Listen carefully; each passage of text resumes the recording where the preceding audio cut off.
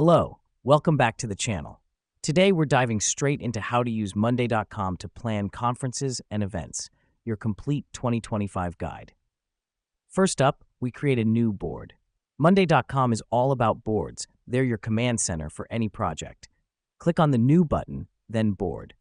Let's make it a main board and name it Conference 2025. This is where we'll organize everything for our event. Now that we've done that, let's break down our event into tasks.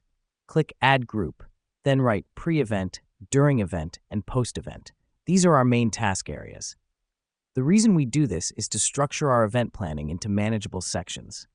Next up, we add tasks under each group. Let's say, under Pre-event, we add venue booking, marketing, and registrations. These are our key actions before the event.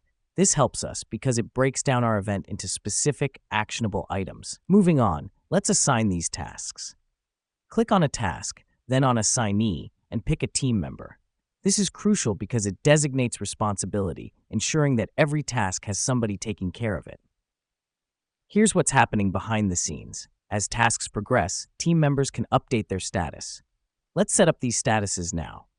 Click on Status, then Column Settings, and customize your status labels. Maybe you'll have Not Started, In Progress, Review, and Done. This gives everyone a clear view of where each task stands. The next important feature is the timeline.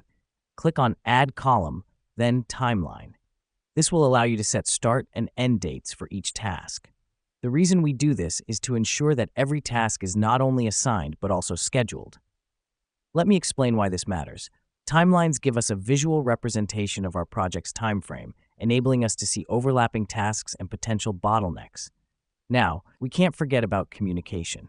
Each task on Monday.com has an Updates section. Use this to discuss the task, share files, and keep every relevant conversation in one place. It's like having a mini chat room for each task, keeping our team communication neat and focused. Finally, let's add some automation. Click on Automate and set up some rules. For example, when a task status changes to Done, notify the team leader. Automations save us time by handling routine actions, letting us focus more on the actual planning. And there you have it. That's how you use Monday.com to plan your conferences and events.